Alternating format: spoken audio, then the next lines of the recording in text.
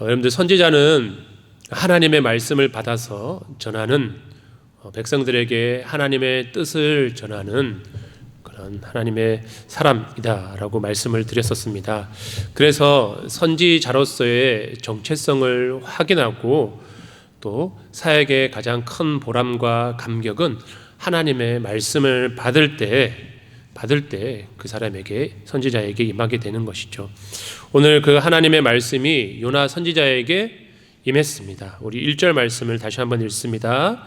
여호와의 말씀이 두 번째로 요나에게 임하니라 이르시되 아멘. 오늘 아주 중요한 단어가 나오는데 두 번째로 말씀이 임했다라고 기록이 되어 있습니다.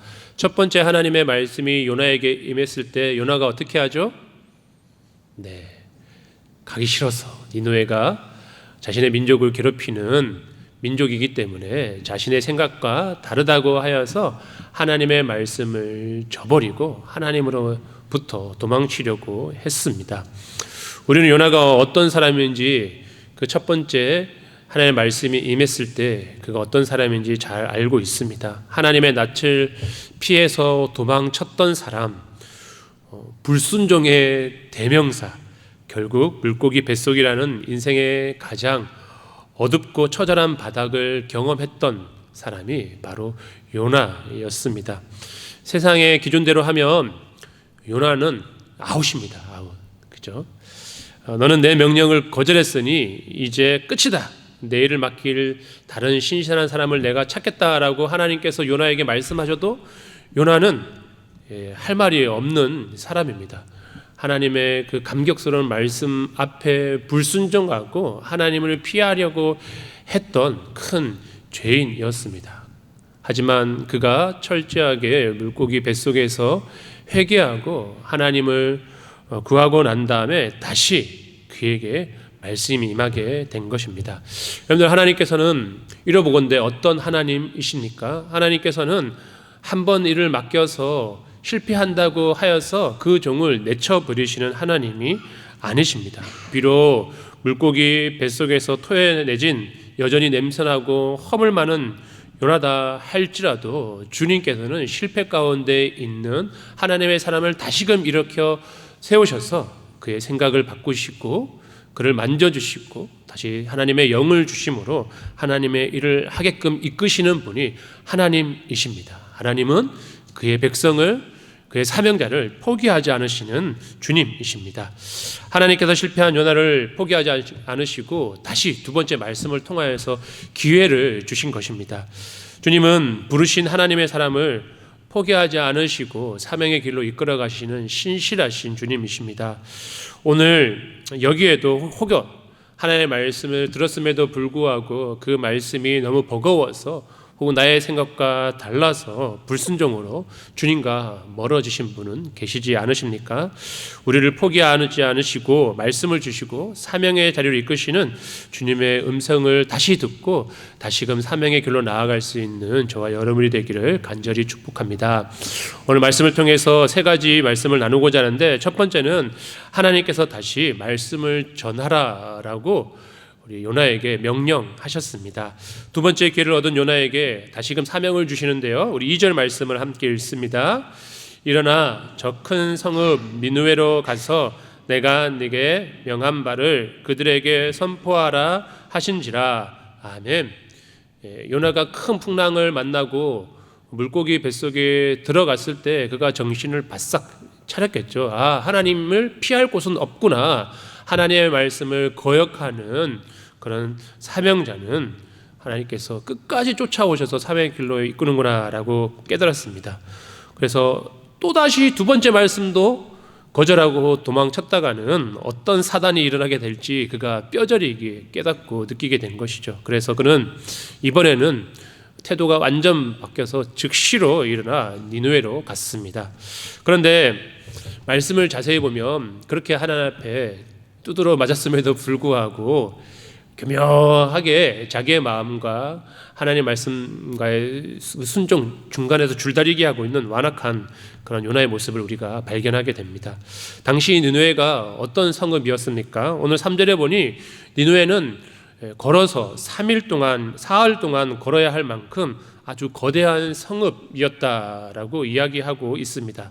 이 크기는 단순히 면적만을 의미하는 것이 아니에요. 도시가 3일 동안 다 걸어야지만 다닐 수 있는 큰 성읍임과 동시에 가서 마음을 다해서 애쓰고 힘써 회개하라고 하나님의 말씀을 전해야지만 그들이 들을 수 있는 죄악으로 가득 찬 성읍이었다라고 하는 것을 상징적으로 보여주고 있습니다. 아수르의 수도였던 니느웨는 아주 잔인하기로 소문난 이방 민족이었습니다. 그들은 이스라엘뿐만 아니라 주변 나라들을 많이 괴롭히고 죽이고 멸망시킨 그런 악한 나라였고, 이스라엘에게 있어서는 원수와도 같은 나라였습니다. 그런데 요나가 어떻게 선포하죠? 그런 니느웨가 여전히 싫은 마음이 그 마음속에 깊이 자리하고 있었기 때문에 3일 동안 걸어서 아주 최선을 다하여서 열심히 전함에도 불구하고, 우리 4절 말씀을 함께 읽겠습니다. 요나가 그 성읍에 4절입니다. 4절. 네. 4절이 없나요? 네. 4절이 없으면 죄송합니다. 우리 말씀으로 읽겠습니다. 요나가 그 성읍에 들어가서 하루 동안 다니며 외쳐 이르되 40일이 지나면 니느웨가 무너지리라 하였더니. 아멘. 자, 뭐라고 되어 있죠? 며칠 동안 요나가 그 하나님의 말씀 전했다고 되어 있어요? 최소 3일은 다녀야 되는데 하루만 가서 40일이 지나면 니느웨가 무너지겠다라고 이렇게 선포하였습니다. 물론 그가 하나님께서 주신 기간 동안 최선을 다해서 3일 동안 최소 3일 이상 열심히 전하려고 마음 먹었을 수도 있었을 것입니다. 그런데 눈앞에 당장 그 원수들을 보니까 꼴보기가 싫은 거예요. 그 다음 날부터 주님 이제 어쩔 수 없습니다 라고 하고 안 했을 수도 있습니다. 어쨌든 간에 그런 때로는 무성의한 것처럼 하루 동안만 그렇게 전했습니다. 요나는 여전히 니느웨를 사랑하지 않았습니다. 망할 테면 망해라고 하는 그런 심정으로 성의 없이 아주 짧게 외쳤을지도 모릅니다. 여전히 그는 니느웨가 멸망하는 것이 훨씬 더 좋겠다라고 하는 그런 마음을 가지고 있었고, 또 안전하면 하나님 앞에 또 책망받을 것 같으니까 적당히 눈치 보면서 하나님의 말씀과 자신의 생각 사이를 줄다리기 하고 있었습니다. 그런데 그의 태도는 불성실했지만 그가 전한 하나님의 말씀은 명확했습니다. 요나가 전한 메시지의 핵심은 이렇죠. 40일이 지나면 니느웨가 무너지리라. 너희가 죄에서 돌이키지 않으면 이제 40일이 지나면 반드시 니느웨가 멸망당하게 될 것이다 라고 엄포를 놓았습니다. 이것이 하나님의 실제 계획이었습니다. 그들의 죄악이 아주 가득 찼기 때문에 더 이상 내버려둘 수가 없어서 공의로우신 하나님께서 니느웨를 멸망시키기로 작정을 하신 것입니다. 이 메시지는 어떤 타협도 미화도 없습니다. 조금 더 착하게 살면 괜찮을지도 모르는데, 조금 더 착하게 살지 않으면 너희가 좀 힘들어질지도 모르는데 한번 좀 돌이키면 어떨까, 이렇게 전한 것이 아닙니다. 하나님의 심판이 임박했다라고 하고 명확하게 무너지게 될 것이다 라고 요나는 하루길이었지만 날것 그대로 경고하고 선포했습니다. 사랑하는 성도 여러분, 오늘날 우리가 세상에 나가 외쳐야 할 복음이 이와 같이 명확합니다. 세상은 크고 화려합니다. 그리고 하나님을 많은 사람들이 부정하기 때문에 그들에게 예수 그리스도를 믿지 않으면 멸망당하고 지옥에 갈 것이라고 선언하는 것이 쉽지만은 않습니다.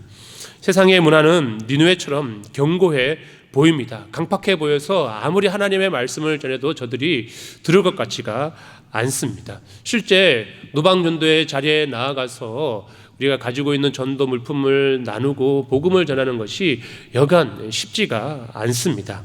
그래서 때로는 주눅이 들기도 하고 이렇게 하는 것이 무슨 소용이 있나라고 하는 생각도 들기도 합니다. 예수님 믿으세요 라고 하는 말이 부끄럽게 여겨질 때도 있고 나약하게 느껴질 때도 있습니다.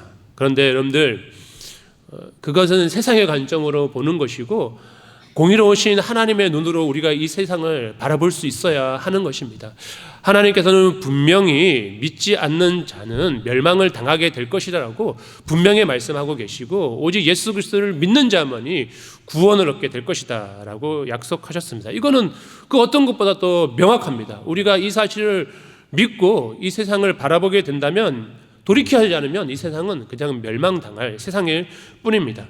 40일이 지나면 무너지는 니느웨와 같은 아주 위박한 아주 어려움 가운데 있는 세상이라고 하는 것이죠.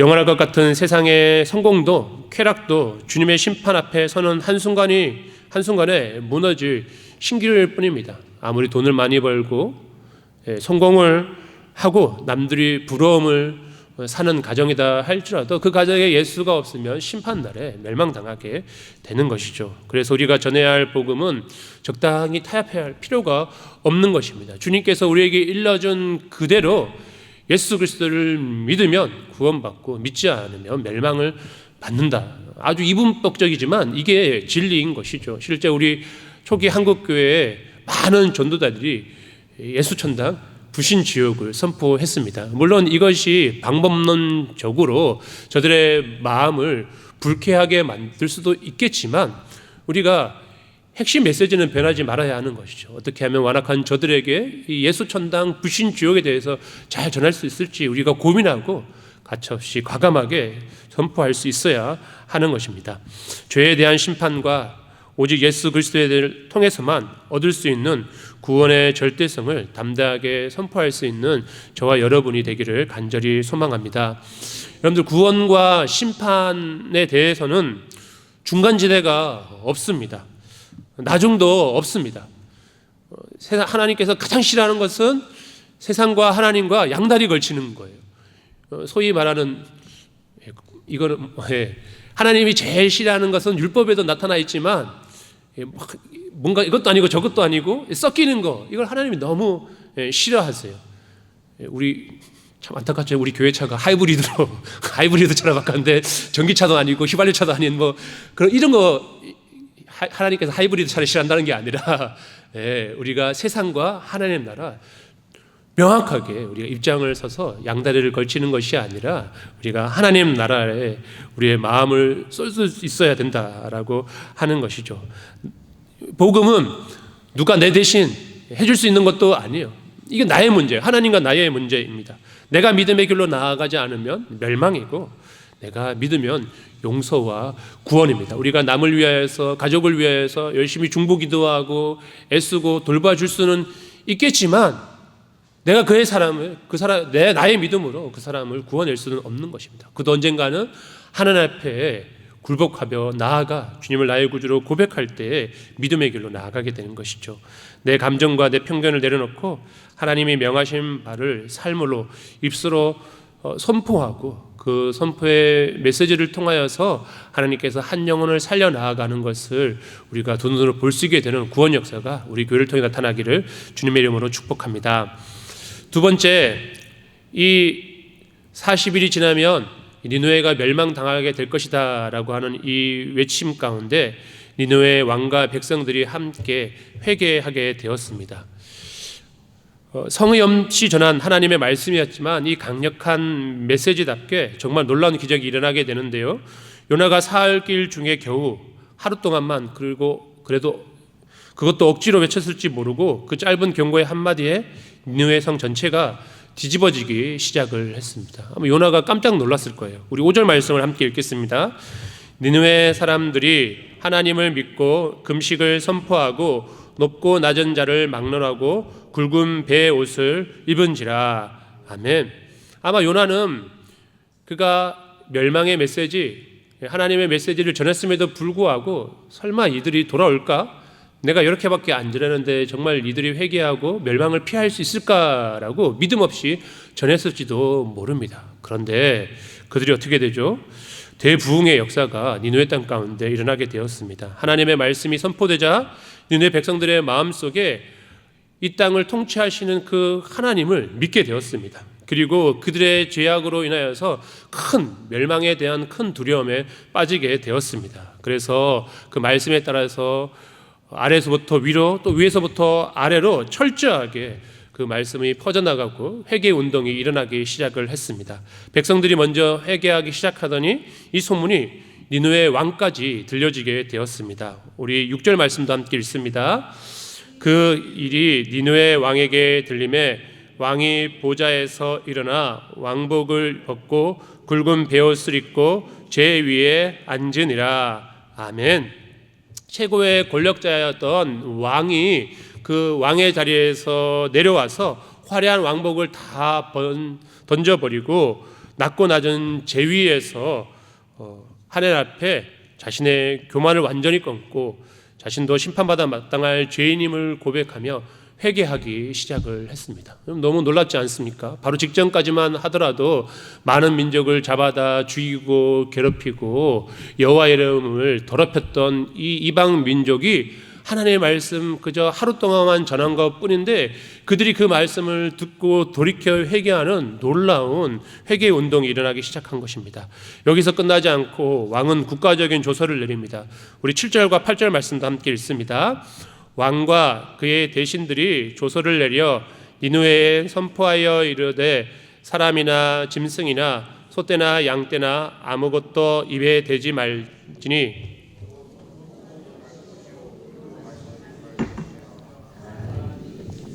다 굵은 베옷을 입을 것이요 힘써 하나님께 부르짖을 것이며 각기 악한 길과 손으로 행한 강포에서 떠날 것이라.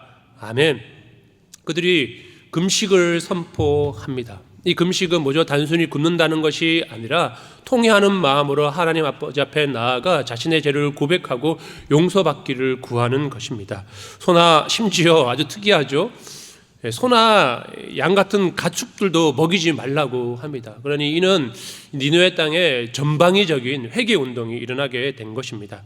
굵은 베옷을 입으라고 명령합니다. 그리고 결정적인 회개의 핵심은 각기 악한 길과 손으로 행한 강포에서 떠날 것이다. 그냥 말로만 부르짖는 것이 아니라 더 이상 그들이 행했던 말과 행동에서 돌이켜서 180도 새로운 삶을 살아가기로 결단하기로 선언을 한 겁니다. 참된 회개가 무엇인지 잘 보여주는 말씀입니다. 참된 회개는 단순히 눈물을 흘리고 금식하면서 잘못했다라고 하는 감정적인 그런 표현이 아닙니다. 그것을 넘어서 악한 길과 손으로 행한 강포에서 떠나는 것, 즉 삶의 방향을 180도 완전히 바꾸는 것이 동반될 때 진짜 회개라고, 참된 회개라고 할 수 있는 것이죠. 우리는 흔히 사람은 잘 안 변한다라고 이야기를 합니다. 그래서 사람은 고쳐 쓰는 것이 아니야라고 많이들 이야기를 합니다. 실제로 그런 것 같습니다. 사람은 완악해서 잘 변하지 않는 것 같습니다. 하물며 잔인하고 포악하기로 악명 높았던 니느웨 사람들이 어떻게 그렇게 변할 수가 있을까요? 상상할 수도 없는 일입니다. 그러나 여러분들, 사람의 마음을 변화시키시는 분은 성령 하나님이십니다. 하나님의 말씀이 임하게 되면 그 어떤 강팍하고 악한 자도 변할 수 있습니다. 하나님의 말씀이 살아서 역사하시면 딱딱하게 굳어있던 완악한 마음도 녹아내리고 뒤집어질 줄로 믿습니다. 니느웨 땅 가운데, 그들의 심령 가운데 하나님의 말씀이 임하게 되자 하나님께서 그들의 심령을 뒤집어 엎어놓으시고 니느웨 땅을 완전히 바꿔놓고 그들을 하나님께서 회개의 자리로, 의의 자리로 이끄셨습니다.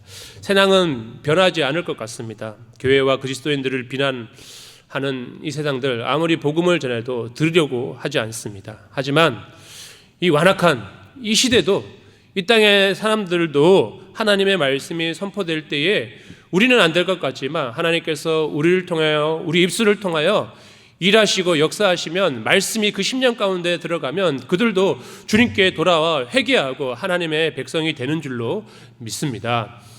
여러분들 어떠세요? 여러분들은 세상의 다른 사람들보다 마음씨가 착해서, 부드러워서, 마음이 넓어서 예수님을 믿게 되셨습니까? 물론 모태신앙으로 우리 부모님 때문에 믿으신 분들도 계시지만 여기 계시는 몇몇 분들 중에서는 망나니 대회 나가면 1, 2등 하시는 분들 있을 수도 있을 것입니다. 주님 없이 살았다면 아마 우리도 그 다른 세상의 사람처럼 흥청망청 살고 있었을지도 모릅니다. 그런데 말씀이 하나님의 성령의 은혜가 우리 가운데 임하게 되었을 때 나같이 보잘것없고 죄인이고 망나니 같은 자도 하나님께서 돌이키게 하시고 진리의 말씀을 깨닫게 하시고 나의 삶과 행동과 생각을 변화시켜서 이렇게 거룩한 하나님의 백성이 되게 하셨다라고 하는 것입니다. 그러니 이것은 오직 나의 의가 아니라 하나님의 은혜라고 하는 것입니다. 그러니 우리가 보기에 가능성이 없는 이 세상의 많은 사람도 하나님이 하시면 그들도 거룩한 하나님의 자녀로 거룩한 우리 교회로 나올 수 있다라고 하는 것이죠. 그러니 내 생각이 아니라 하나님의 마음을 가지고 전해야 하는 것입니다.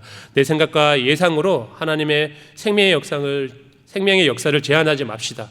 우리는 그저 주님께서 하실 줄로 믿고 순종하며 전하면 됩니다. 전하면 하나님께서 하십니다. 우리 할빈교회를 통하여서 이 지역의 그 완악한 그 사람들이 우리가 전할 때에 말씀이 역사하시고 성령의 역사서 주님께로 돌아오는 많은 구원받는 역사들이 일어나게 되기를 간절히 축복합니다. 아멘. 마지막 세 번째, 하나님께서 뜻을 돌이키셨습니다. 니느웨 백성들과 왕이 전심으로 회개했을 때 하나님께서 어떻게 반응하시죠? 10절 말씀입니다. 하나님이 그들이 행한 것 곧 그 악한 길에서 돌이켜 떠난 것을 보시고 하나님이 뜻을 돌이키사 그들에게 내리라고 말씀하신 재앙을 내리지 아니하시니라. 아멘. 네. 참 놀라운 표현이 여기 있습니다. 하나님께서 한번 하시고자 하시면 반드시 그 일을 이루시는 하나님이신데 하나님께서 그 뜻을 돌이키셨다라고 기록이 되어 있습니다. 전지전능하시고 변함없으신 하나님께서 인간의 회개를 보시고 심판을 거두어 들이셨습니다. 이 말씀을 묵상하면서 우리는 하나님의 마음이 어디에 있는지 다시 한번 확인하게 됩니다. 사실 하나님께서는 요나를 통해 40일이 지나면 무너지리라고 경고하신 진짜 이유는 니느웨를 진짜로 멸망시키려고 하시는 것이, 그들을 다 죽이려고 하시는 것이 하나님의 본심이 아님을 우리가 깨닫습니다. 그것은 멸망시키려고 하시는 목적이 아니라 오히려 그들을 돌이켜 살리시기 위한 것이 하나님의 목적이었습니다. 정말 멸망시키고자 하신다면 아마 요나도 보낼 필요가 없습니다. 그저 그 죄에 사로잡혀서 멸망당하도록 하나님께서 내버려 두었을 것입니다. 그런데 지속해서 하나님의 선지자들을 보내셔서 돌아오라라고 말씀하시고 돌이키지 않으면 멸망당하겠다라고 하는 그런 엄포와 협박은 그들이 돌아와서 돌이켜서 구원받고 용서받기를 바라는 그 마음이 하나님 아버지의 마음이다라고 하는 것이죠. 그래서 우리 아이들이 잘못하면 요즘에는 큰일 날 수도 있지만 어쨌든 우리가 회초리도 들고 혼내기도 하고 그렇죠. 그러면 우리가 아이들이 싫어서 미워서 이 아이가 다치기를 바라서 이 아이가 멸망당하기를 바라서 그런 이렇게 때리거나 막말을 하는, 좀 거친 말을 하는 것이 아니라 이 아이가 정신을 차리고 돌아오게 바르게 선하게 자라기를 바라는 마음으로 아이들에게 때로는 그래서 사랑이라는 표현을 쓰는 거죠. 사랑의 회초리를 들기도 합니다. 하나님의 심판의 메시지 뒤에는 언제나 이처럼 눈물 가득한 사랑의 초대장이 숨겨져 있는 것입니다. 우리 오전에도 말씀을 나눴듯이 남유다와 북이스라엘이 나뉘어져서 멸망하게 된 가장 큰 원인은 무엇이었냐면 하나님의 말씀이 그들 가운데 선포되었음에도 불구하고 돌이키지 않았던 그들의 완악한 죄악이 가득 차게 됨으로 인해서 그들이 망하게 된 것입니다. 하나님께서 그럼에도 불구하고 지속적으로 끝까지 하나님의 선지자를 보내어서 그들이 돌아오기를 간절히 원하셨던 것입니다. 하나님의 마음은 제발 돌아오너라. 내가 너희를 심판하고 싶지 않다. 너희가 살기를 원한다라고 하는 것이 주님의 본심입니다. 하나님의 절박한 심령이 이 40일이 지나면 땅이 무너지게 될 것이다 라고 하는 그 선포의 메시지 가운데 담겨 있는 것이죠. 우리 예레미야 29장 11절 말씀을 함께 읽습니다. 여호와의 말씀이니라 너희를 향한 나의 생각을 내가 아나니 평안이요 재앙이 아니니라 너희에게 미래와 희망을 주는 것이니라. 아멘. 하나님의 본심은 평안과 미래와 희망입니다. 또한 주님의 오래 참음도 이와 마찬가지인데요. 베드로후서 3장 9절 말씀도 함께 읽습니다. 주의 약속은 어떤 이들이 더디다고 생각하는 것 같이 더딘 것이 아니라 오직 주께서는 너희를 대하여 오래 참으사 아무도 멸망하지 아니하고 다 회개하기에 이르기를 원하시느니라. 아멘. 주님께서 곧 오실 것처럼 이 세대가 다 지나기 전에 내가 다시 오시겠다라고 말씀하셨는데 예수님 아무리 기다려도 아직까지 안 오셨잖아요. 주님께서 오시지 않으시는 이유는 주님께서 오시지 않을 것이기 때문에도 아니고, 오는데 무슨 착오가 생겨서 그런 것도 아니고 반드시 오시는데, 그 긴 시간들은 계속해서 죄인들이 주님께로 돌아오기를 바라시는, 회개하여 구원에 이기를 바라시는 하나님의 그 안타까운 마음이 그 긴 시간을 기다리고 계신다라고 하는 것이죠. 이 주님의 넓은 사랑을 담는 저와 여러분이 될 수 있게 되기를 바랍니다. 니느웨가 구원받은 것은 그들의 회개가 완벽했기 때문이 아닙니다. 요나의 설교가 훌륭하게 했기 때문은 더욱도 아니고요. 그들이 비록 보잘것없는 고백과 행함으로 돌이켰을지라도 작은 회개의 신음소리에도 즉시 심판을 거두시는, 은혜를 베푸시는 하나님의 자비하심 때문에, 주님의 긍휼이 크시기 때문에 요나에게 두 번째 말씀을 주신 것처럼 죄 가득 찬 니느웨 백성들이다 할지라도 그들에게 거룩한 길로 나아갈 수 있는 구원의 기회를 다시금 주신 것이다 라고 하는 것입니다. 이 구원의 기회, 이 다시금 돌이킬 수 있는 생명의 기회는 아직까지 우리와 이 세상 가운데 동일하게 주어져 있습니다. 하지만 우리가 이 땅에 살아가는 동안에만 허락되어지는 것이 이 기회입니다. 여러분들, 이 기회의 기간이 다 끝나기 전에 사랑하는 우리 자녀들이, 우리 주변의 이웃들이, 동료들이 이 기회를 놓쳐버리지 않도록 우리가 주님의 마음을 가지고 담대히 전하여서 그들을 주님께로 인도할 수 있게 되는 구원의 방주의 역할을 해낼 수 있는 저와 여러분이 되기를 간절히 축복합니다. 사랑하는 성도 여러분, 오늘 우리는 요나서 3장을 통해 두 가지 돌이킴의 모습을 보았습니다. 죄악에서 돌이켜 하나님께로 향한 니느웨의 돌이킴, 요나의 돌이킴, 그리고 니느웨의 돌이킴이었습니다. 또 한 가지는 그 회개를 보시고 심판에서 은혜로 방향을 바꾸시는 하나님의 뜻의 돌이킴, 자비입니다. 오늘 이 돌이킴이 우리의 삶과 가정과 우리 이웃들에게 우리도 돌이키고 하나님도 멸망의 마음에서 돌이켜 생명으로 나아가는 돌이킴의 운동의 역사가 오늘 우리 활빈교회를 통하여서 이 지역사회 가운데 일어날 수 있게 되기를 간절히 소망합니다. 이 놀라운 은혜의 사건이 오늘 2026년 우리에게 이런 질문을 던집니다. 지금 너는 어느 길로 걸어가고 있느냐? 혹시 하나님의 낯을 피해 다시 요나처럼 도망하고 있지는 않습니까? 혹은 하나님을 모른 채 여전히 내 속에 강포와 악한 길을 쥐고 니네 사람들처럼 살아가고 있지 않습니까? 오늘 주님께서 주시는 이 기회를 붙잡고 이 땅 가운데 하나님의 나라를 세워감으로 인하여서 살아계신 하나님을 증거하고 그 하나님의 통치가 이루어짐을 목도할 수 있는 거룩한 역사가 나타나기를 간절히 소망합니다. 이 한 주간 그렇게 믿음으로 승리하는 저와 여러분이 되기를 축복합니다. 아멘. 기도하겠습니다.